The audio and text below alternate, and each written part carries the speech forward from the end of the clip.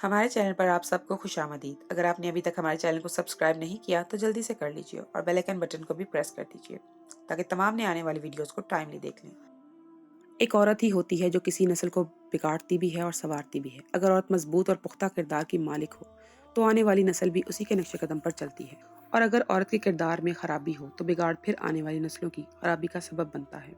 मैं कई दफ़ा अम्मा से कह चुका था कि निर्मल के घर रिश्ता लेकर जाएं। मैं निर्मल से ही शादी करना चाहता था, लेकिन न जाने क्या बात थी कि अम्मा टाल मटोल से काम ले रही थी। बार बार कहने के बावजूद भी अम्मा निर्मल के घर रिश्ता लेकर नहीं जा रही थी। एक ही बात बार बार दोहराकर मैं तंग आ चुका था, लेकिन अम्मा मेरी इस बात को खातिर में ही न लाती।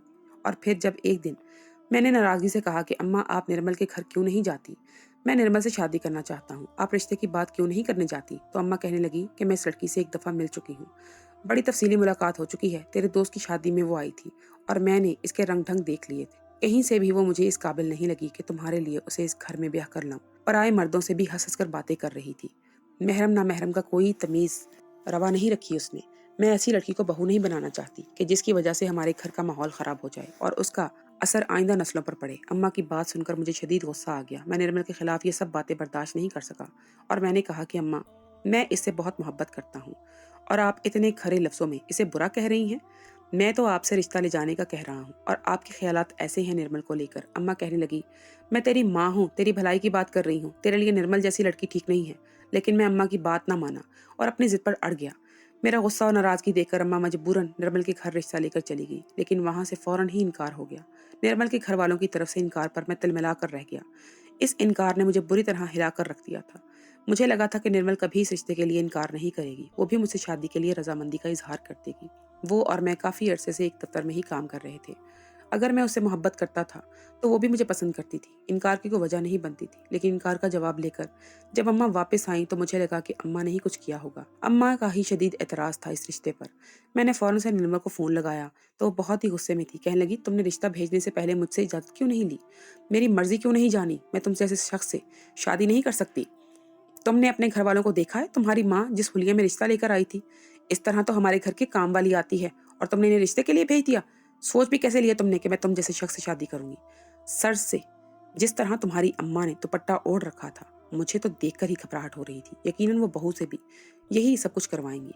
मैं तुम्हारे घर कभी शादी नहीं कर सकती। मुझे आज़ाद जिंदगी गुजारने की आदत है, कैद में रहना पसंद नहीं है, और मुझे लगता है कि तुम लोग बहुत दकियानुसी और अजीब और पुराने ख्यालात के हामिल हो। मैंने उसे समझाना चाहा कि मेरी माँ थोड़ा मजहबी ज़हन रखती है, लेकिन इसने साफ इनकार कर दिया और कहने लगी कि मेरा और उसका कोई जोड़ नहीं है, ऐसा मुमकिन नहीं है कि वो मुझसे शादी कर ले। ये कहकर उसने फ़ोन बंद कर दिया और मेरा दिल टूट गया। मेरे जज्बात को बड़ी बेदर्दी से कुचल दिया गया था। मैं खामोशी से कमरे में बैठा था कि जब ही अम्मा मेरे पास आई और कहने लगी कि इस लड़की की ज़ुबान कैंची की तरह चलती है। मैं रिश्ता लेकर गई तो उसने ऐसी अजीबो गरीब बातें की कि मैं खुद शर्मिंदा हो गई। उसके लिए औरत की शर्मो हया का कोई मायने नहीं रखती। तुझे और तेरे घर वालों को दकियानूसी कह रही थी और ये बात मैं तुझे पहले ही समझाना चाहती थी। ऐसी लड़कियां सलीके से घर नहीं बसाती। अब तेरी शादी वही होगी जहां मैं चाहूंगी।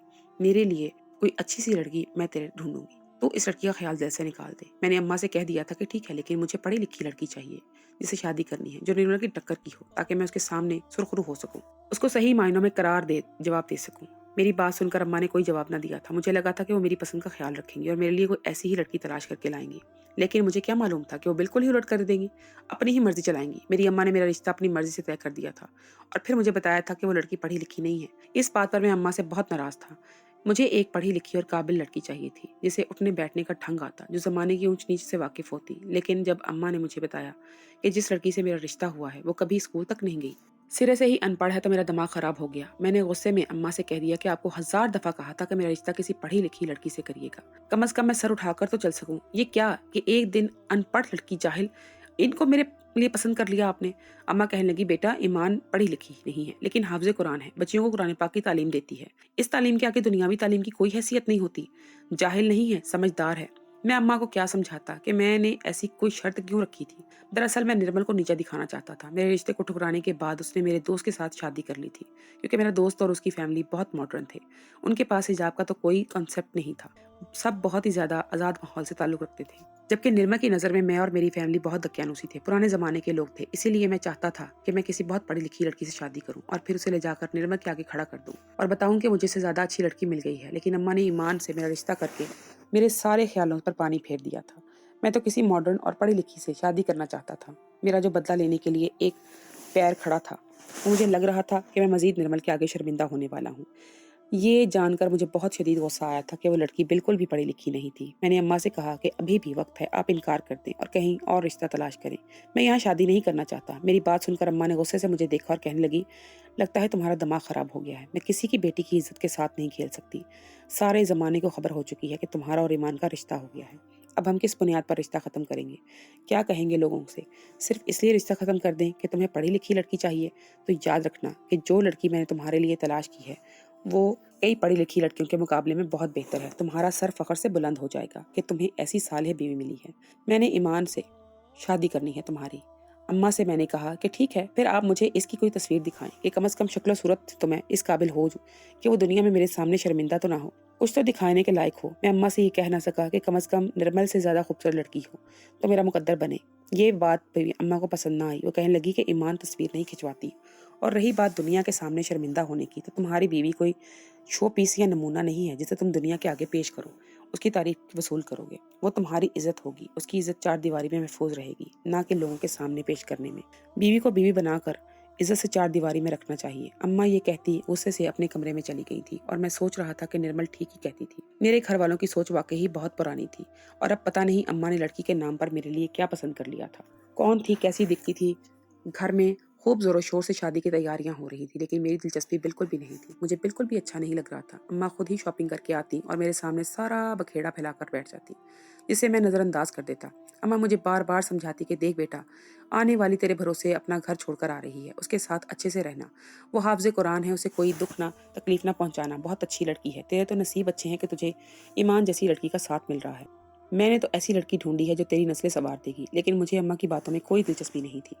اور پھر شادی سے 2 دن پہلے میں نے پوری طرح حیران رہ گیا جب اماں مجھ سے کہنے لگی کہ چلو ہم فرنیچر خریدنے چلتے ہیں۔ میں نے اماں سے کہا کیا ہو گیا ہے، کتنا فرنیچر خریدیں گی، گھر پڑا پڑا ہے، اور پھر جہیز تو لڑکی والے دیتے ہیں، میرے کمرے میں سارا فرنیچر وہیں سے آئے گا، آپ کیوں بلا وجہ تکلیف اٹھا رہی ہیں؟ میری بات سن کر اماں کہنے لگی نہیں بیٹا، ہم رواج بدلیں گے۔ میں نے ان لوگوں کو منع کر دیا ہے کہ ہمیں کوئی چیز جہیز میں نہیں چاہیے، لڑکی کے گھر والوں پر کوئی بوجھ نہیں ڈالنا چاہتی میں، ویسے بھی وہ لوگ بہت غریب ہیں، ایسے میں انہیں پریشان کرنا مناسب نہیں ہے، سارا فرنیچر میں خود ڈلواؤں گی۔ یہ سن کر میں ہکا بکا رہ گیا۔ میرے سارے دوستوں کو سسرال سے کیا کچھ نہیں ملا تھا، فرنیچر تو الگ بات تھی، انہیں تو موٹر سائیکل اور کار تک ملی، اور اماں مجھے نہ جانے کون سی پٹیاں پڑھا رہی تھی۔ میں نے اماں سے کہا کہ سچ بتاؤ کہ تم نے کس خاندان کی لڑکی پسند کر لی ہے، نہ تم شکل دکھانا چاہتی ہو اور نہ ہی وہ لوگ جہیز میں کچھ دے رہے ہیں۔ مجھے تو لگتا ہے کچھ اور ہی معاملہ ہے، مجھے سچ بتا دو، آخر یہ سب کیا چل رہا ہے؟ اماں کہنے لگی زیادہ فضول باتیں کرنے کی ضرورت نہیں ہے، لڑکی بہت ہی اچھی ہے، شادی ہوگی تو تمہیں خود ہی پتہ چل جائے گا۔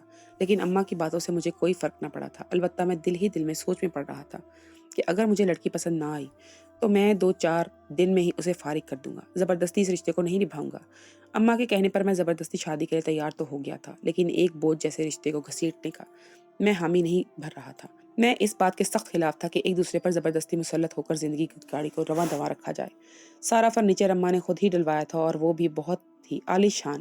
میں نے جتنے بھی پیسے جمع کیے تھے وہ سب اماں نے میری شادی پر خود ہی خرچہ کر دیے تھے، اور پھر جب شادی والا دن آیا تو میرے رہے سہے ہوش بھی ٹھکانے آ گئے۔ جب اماں نے مجھے میرے دوستوں کو سختی سے کہا کہ وہاں لیڈیز پورشن میں الگ ہوگا اور وہاں قدم رکھنے کی بھی ضرورت نہیں ہے، کوئی اس طرف کا رخ نہیں کرے گا، وہ لوگ پردے کے معاملے میں بہت سخت ہیں، ان کی عورتیں بہت ہی شریف اور عزت دار ہیں، ان کو کسی قسم کی کوئی تکلیف نہیں ہونی چاہیے، ہم عورتیں ہی دلہن کو رخصت کروا کر گاڑی میں بٹھا لیں گی۔ ان لوگوں نے مرد اور عورت کا کھانا الگ الگ انتظام کیا ہے۔ نکاح تو پہلے ہی مسجد میں ہو گیا تھا، اسی لیے نکاح کا کوئی مسئلہ نہیں تھا، لیکن میرے دوست یہ سن کر عجیب و غریب نظروں سے مجھے دیکھنے لگے۔ اماں حکم سنا کر گئیں تو میرا ایک دوست کہنے لگا کہ ہمارے گھر کی عورتیں بھی عزت دار اور شریف ہی ہیں، تمہاری اماں آخر کہنا کیا چاہتی ہیں؟ بات کچھ ہضم نہیں ہوئی، اور پھر ایک دو نے تو یہ بھی کہا کہ ہم تو تجھے ہی دکیانوسی سمجھتے تھے، تیرے تو سسرال والے بھی تیرے جیسے ہی نکلے۔ میں خود شرمندگی سے سر جھکا گیا تھا۔ میرے دوستوں نے بہت سارے منصوبے بنائے رکھے تھے، یہ بہت بڑا جشن ہوگا، پٹاخے چلائیں گے، ڈھول باجے کے ساتھ ناچتے ہوئے اسٹیج تک سارے دوست مجھے لے کر جائیں گے، اور مووی بھی بنے گی۔ لیکن یہاں تو سب بس خیالی پلاؤ کی طرح رہ گیا تھا، خیالات سے بالکل الٹ ہی سب ہوا تھا۔ اتنے دنوں سے یہ سب منصوبے اماں کے سامنے بن رہے تھے، لیکن وہ پوری طرح خاموش تھی، اور آخری موقع پر انہوں نے چوکا لگا دیا تھا۔ وہ جانتی تھی کہ اب میں احتجاج کرنے کی پوزیشن میں بھی نہیں ہوں گا۔ اتنے مہمانوں کے سامنے میں اماں کو کیا کہتا؟ میرے دوست یار تو میرے منہ پر ہنس رہے تھے اور کہہ رہے تھے کہ شادی کے بعد تو مولوی بن جانا اور پھر ہمارے پاس کی تقریبات میں بھی نہ آنا۔ तेरे ससुराल वाले तो बहुत ही इज्जतदार हैं भई। मैंने बस सर झुका लिया था और हम बारात लेकर पहुंचे तो अम्मा की बात सच साबित हुई। मर्दों का पोर्शन बिल्कुल अलग था और औरतों का बिल्कुल अलग। मैंने अपने दोस्त और निर्मल को भी दावत दे रखी थी। मैं चाहता था कि निर्मल मेरी शादी में आए, मेरी दुल्हन को देखकर वो पूरी तरह जलकर राख हो जाए। लेकिन यहाँ तो मामला ही अलग हो गया था। मेरा दोस्त मेरे साथ था और निर्मल अम्मा के साथ लेडीज पोर्शन में चली गई थी। मैं सोच रहा था कि अब तो वो मेरा भी और मजाक बनाएगी। मैं, मेरा दोस्त और निर्मल एक ही दफ्तर में काम करते थे और अभी से ही मुझे ये फिक्र सता रही थी कि जब शादी के बाद मैं दफ्तर जाऊंगा तो पता नहीं वहां मुझे क्या कुछ सुनना पड़ेगा, कितनी शर्मिंदगी उठानी पड़ेगी। बिल्कुल सादगी से शादी की तकरीब निपटी थी। अम्मा ने ही दुल्हन को रुखसत करवा कर गाड़ी में बिठा लिया था। मैं वो दूल्हा था जिसने निकाह के बाद भी अभी तक अपनी दुल्हन को नहीं देखा था। और फिर ऐसे ही सादगी से हम लोग घर भी लौट आए।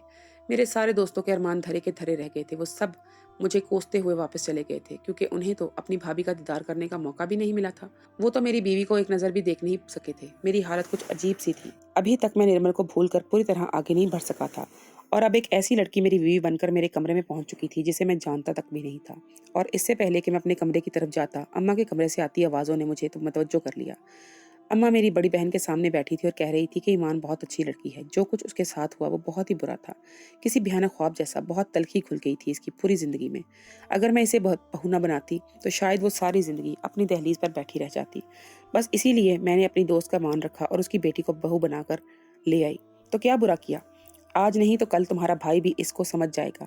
इसे भी ईमान अच्छी लगने लगेगी और वो इस हकीकत को तस्लीम कर लेगा। मेरी बड़ी बहन अम्मा से कह रही थी कि कम से कम आपको मुझे बताना तो चाहिए था कि इस लड़की पर कैसी क़यामत गुजरी है। शादी में जब मैंने दूसरे लोगों के मुंह से सुना तो तब मुझे इस बात का इल्म हुआ और मैं बहुत ही शर्मिंदा हुई कि लड़की की बड़ी बहन होने के नाते मुझे ये सब इतनी अनजान थी। मैं इससे कोई बात मालूम नहीं थी। अम्मा कहने लगी कि जरूरी नहीं है कि हर बात का ढिंढोरा पीटा जाए और ये बात तो बिल्कुल भी ऐसी नहीं है। ईमान की इज्जत का सवाल था, इसीलिए मैंने किसी के आगे कुछ नहीं कहा। ये सुनना था कि मेरे रोंगटे खड़े हो गए और मैं सोचने लगा कि आखिर ईमान के साथ ऐसा क्या हुआ था जो कोई भी इससे शादी करना नहीं चाहता था और अम्मा ने इसे मेरे पल्ले बांध दिया था। यकीनन कोई बहुत बड़ी बात ही थी, जब भी तो ऐसे छुपते छुपाते पर्दे के नाम पर खामोशी से शादी की गई थी। कोई तो ऐसी बात होगी जिसे सबसे यूं छुपा लिया गया था। अम्मा ने भी खामोशी से पर्दा रख लिया होगा। बस भी जो ठहरी। मैंने सोचा कि कमरे में जाकर अम्मा से सीधी तरह पूछ लेता हूँ कि आखिर उन्होंने मेरे साथ ऐसा क्यों किया और वो कौन सी बात है जो मुझे वो बताना नहीं चाहती। लेकिन फिर मैं खुद ब खुद मेरे कदम रुक गए। अम्मा सीधी तरह मेरी बात का जवाब तक कब देती थी। अपना गुस्से से मुझे डरा दिया करती थी। इसे डरना नहीं बल्कि इज्जत करना कहा जाना चाहिए तो गलत ना होगा कि अम्मा की इज्जत में मैं कुछ भी कहता नहीं था। यही वजह मुझे हमेशा खामोश करवा दिया करती थी। और फिर यही सोचकर मैंने वापस अपने कमरे की तरफ कदम बढ़ा दिए।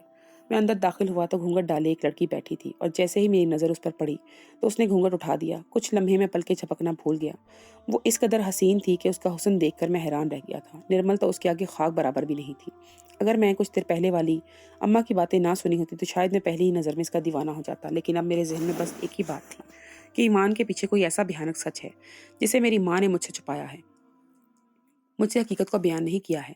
मैं इसके सामने बैठ गया और बहुत खुरदरे लहजे में इससे कहा कि मैं तुम्हारी सारी हकीकत जानता हूँ। ये सुनते ही उसके चेहरे का रंग बदल गया। वो एकदम घबरा गई और मुझे यकीन हो गया कि कोई बड़ी बात ही है।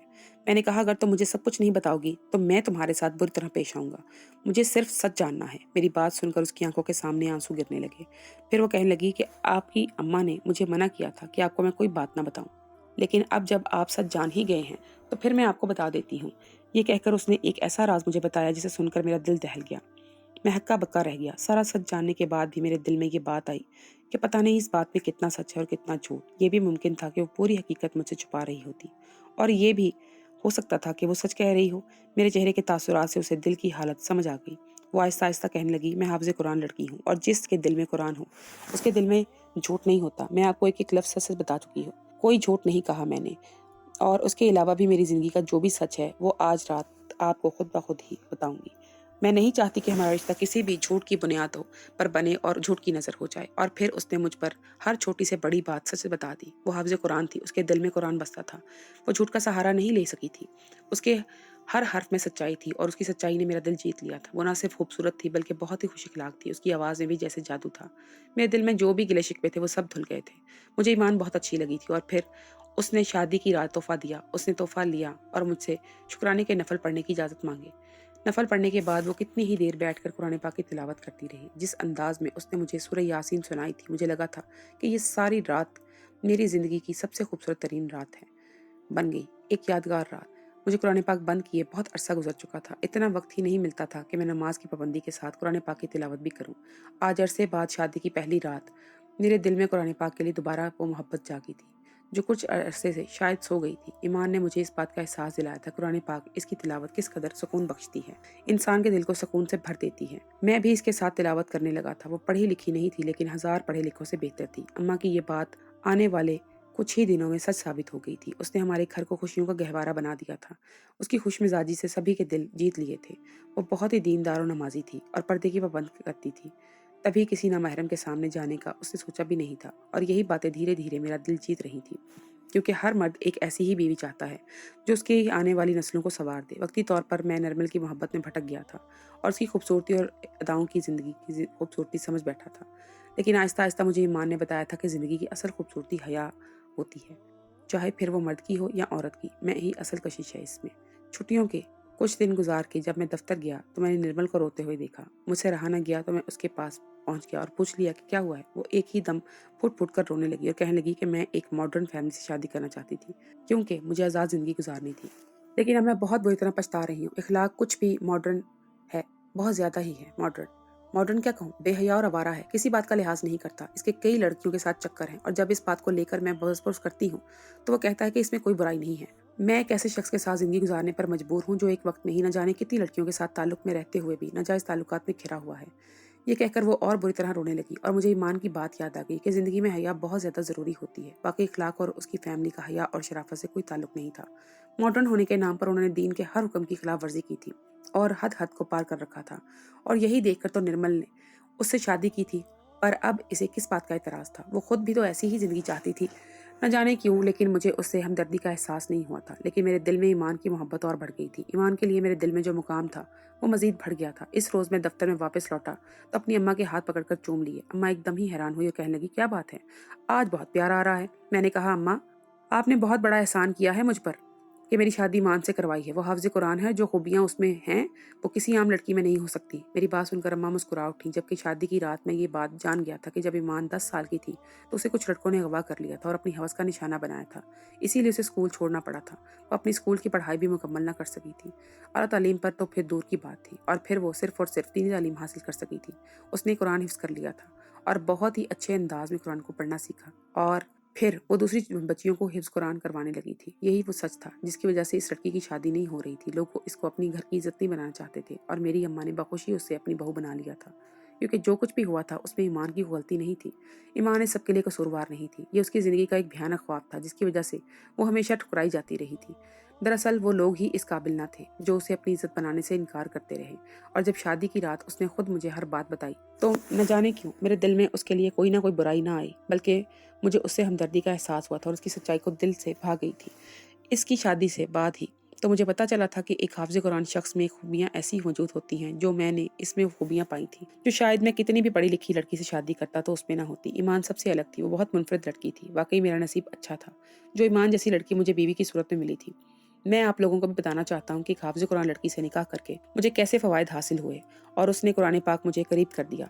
जब मैंने कुरान पाक पढ़ना शुरू किया तो मुझे अल्लाह का कुर्ब हासिल होने लगा और मेरी ज़िंदगी तब्दील हो गई। कुरान के साथ साथ मेरी बीवी नमाज़ों में भी पाबंदी आ गई थी। मैं परहेज़गार बनता गया, जबकि इससे पहले मैं अपनी नमाज़ों के बारे में कभी इतना फ़िक्रमंद नहीं हुआ था। हमारे घर में एक अलग-सा सुकून महसूस होने लगा था, जिसे हमारा घर जन्नत का कोई गोशा है, क्योंकि हर वक़्त वो तिलावत करती थी। उसकी खूबसूरत आवाज़ एक सहर तारी कर देती थी। ख़ासकर खाना पकाते वक़्त जो तिलावत वो करती तो खाने का ज़ायका ही बदल जाता।